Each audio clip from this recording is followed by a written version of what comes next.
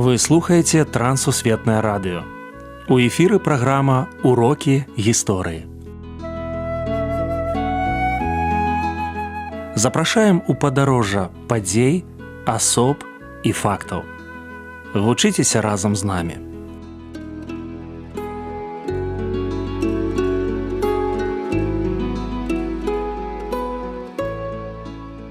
Добры дзень, сябры.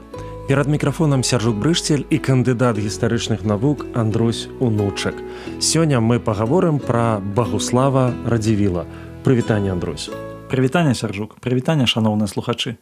Давайте пачнем з дзяцінства, выхавання і адукацыі. Багуслав Радзівіл, славуты прадстаўнік роду Радзівілаў, ён з'яўляецца сваяком, стрыечным братам Януша Радзівіла, гетмана вялікага княства літоўскага, быў спадкаемцам таксама біржанскай лініі Радзівілаў. Ён быў славуты на ўсю Еўропу, і ягонае жыццё звязана са Слуцкам. Гэты горад на рацэ Случ, гэты горад, дзе ён вучыўся, гэты горад, дзе прайшлі яго самыя такія падлеткавыя гады, безумоўна, наклаў адбітак на ўсё ягонае жыццё. Адукацыю ён атрымаў у заходняй Еўропе, вучыўся ў шматлікіх універсітэтах еўрапейскіх. Ён быў чалавекам, які вельмі моцна праславіўся менавіта як вайсковы дзеяч Вялікае княства літоўскае, але не толькі. Ён быў мецэнатам, ён быў чалавекам, якога называюць абаронца праваслаўнай царквы на Случыне, хоць сам быў кальвіністам, пратэстантам. І ён быў чалавекам, з якім звязана таксама падпісанне Кейданскай уніі са Швецыяй у 1655 годзе. Як падарожжа па еўрапейскіх краінах, палітычныя сувязі, вайсковы вопыт паўплывалі на фармаванне асобы Багуслава Радзівіла? Трэба адзначыць, што ён быў знаёмы асабіста з французскім каралём Людовікам XIV. Ён быў чалавекам, які вельмі сур'ёзна дапамагаў у вайне, напрыклад, на тэрыторыі Галандыі. І ён быў чалавекам, якога называлі першай шпагай Еўропы. То бок ён асабіста вельмі моцна мог, скажам так, змагацца, адстойваць сваю ўласную годнасць, але разам з тым ён быў чалавекам глыбока прывязаным да Вялікага княства літоўскага. І вось усе ягоныя гэтыя прыгоды, там можна шматлікія раманы пісаць пра ягонае вандраванне па заходняй Еўропе, але самы важны момант гэта тое, што ён ніколі не адмаўляўся ад удзелу ў палітычным жыцці Вялікага княства літоўскага. І свае знаёмствы, свае сувязі з заходнееўрапейскімі монархамі ён выкарыстоўваў на карысць Вялікаму княству літоўскаму. Напрыклад, ён удзельнічаў у 30гадовай вайне на баку пратэстантаў. Тады была страшная вайна агульнаеўрапейская. На жаль, Рэч Паспалітая яна выступіла на баку каталікоў. І тут ён не пагадзіўся з пазіцыі караля Рэчы Паспалітай і стаў на баку пратэстантаў. І ў гэтым сэнсе гэта дазволіла аднавіць нейкі баланс. Ён бачыў баланс у тым, што павінны быць і пратэстанты, і католікі, і праваслаўныя. Шматканфесійнасць, але Біблія ў аснове ўсяго. Якое дачыненне Багуслаў Радзівіл меў да ўмацавання Слуцку? Непасрэднае дачыненне. Хачу нагадаць, што калі ён жыў, гэта 1620 год нараджэння і 1669 год ягонай смерці. Мы разумеем, што на гэтыя гады жыцця прыпадае крывавы патоп. Вайна Расіі з Рэччу Паспалітай. Ён клапаціўся пра Слуцк, ён запрашаў фартыфікатараў з Галандыі, пратэстантаў, якія рабілі бастыённую сістэму абароны Слуцку. Горад быў умацаваны настолькі, што ён вытрымаў паўтарагадовую аблогу маскоўскага войска ў 1655-56 годах. І ён так і не здаўся маскавітам. І ў гэтым сэнсе Багуслав Радзівіл ён спрычыніўся да таго, што Слуцк ён не быў разбураны, не быў знішчан. Ён пастаянна падтрымліваў ягоную абароназдольнасць. Ён рыхтаваў добрыя афіцэрскія кадры, добрыя кадры жаўнераў, і ён клапаціўся пра фартыфікацыю. Таму што абарона гэта ў першую чаргу фартыфікацыя. Ён разумеў, што недастаткова мець добры эканамічны росквіт, але і фартыфікацыйныя збудаванні. І, можа быць, важнейшы яшчэ момант. Ён клапаціўся, каб быў унутраны мір.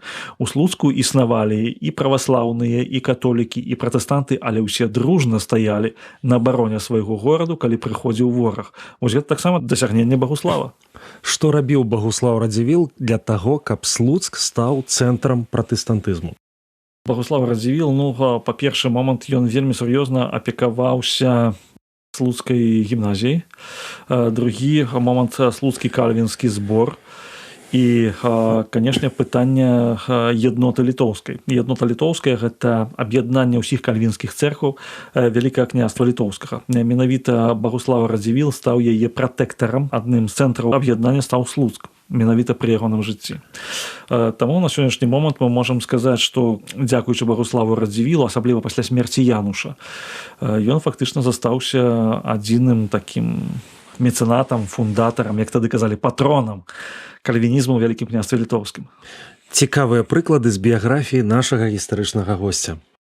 Мне здаецца, што адным з такіх самых цікавых і самых яскравых момантаў з'яўляецца ягоны прыезд у Вялікае княства літоўскае. 1648 год, пачынаецца вайна Рэчы Паспалітай з Богданом Хмельніцкім, і тады Багуслав Радзівіл вырашае вярнуцца у Рэч Паспалітую, у Вялікае княства літоўскае, якому пагражае небяспека. Ён укладае свае ўласныя грошы і фінансы ў наём войска, каб змагацца з украінскімі казакамі і з тымі людзьмі, якія хацелі разбурыць Вялікае княства літоўскае. Нягледзячы на тое, што яму прапаноўвалі вялікую пасаду пры французскім двары, яму таксама прапаноўвалі пасаду пры двары імператара Святой Рымскай імперіі. Ён фактычна ад добрага, багатага, заможнага, сытага жыцця ён пераязджае ў краіну, якая стаіць на мяжы грамадзянскай вайны і крывавага патопу. І ён застаецца на гэтай тэрыторыі аж да канца свайго жыцця. Ну і таксама такі вельмі цікавы прыклад, што ён мог некалькі разоў падчас бітвы мяняць сваю вопратку. Ён казаў, што нельга ў бруднай кашулі кідацца ў бітву. Таму калі падчас бітвы ён там пэцкаўся, падаў з каня, рвалі ягоную вопратку, ягоныя гэтыя пахолкі, ягоныя людзі, якія былі побач з ім, яны хутка яму падносілі новую. І вытанчаная французская гэта вопратка, парык заўсёды павінны быць у абсалютным парадку. Такі быў Багуслав Радзівіл. Якое месца Багуслав Радзівіл, на ваш погляд, займае сярод лепшых прадстаўнікоў свайго вядомага роду? Багуслав Радзівіл – гэта апошні вядомы пратэстант Вялікага княства літоўскага, які, у прынцыпе, увайшоў у гісторыю як чалавек-патрыёт, і як чалавек-мецэнат, і як чалавек веры. Гэтыя тры якасці, безумоўна, ставяць яго ў адзін шэраг з найвыбітнейшымі прадстаўнікамі радзівілаўскага роду.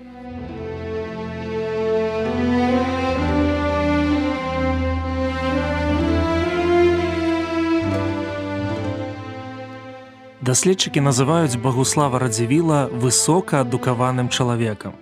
Князь складаў хрысціянскія гімны, у ягоных маёнтках знаходзіліся зборы жывапісу галянскіх, нямецкіх і мясцовых майстроў. Калі герб Слуцку у выглядзе крылатага каня распрацаваў сам Багуслаў, тады відавочныя ягоныя памкненні. Прыгадваю біяграфію нашага гістарычнага госця і думаю, там, дзе жывыя людзі, там заўсёды ёсць месца не толькі для подзвігу, але і творчага пошуку.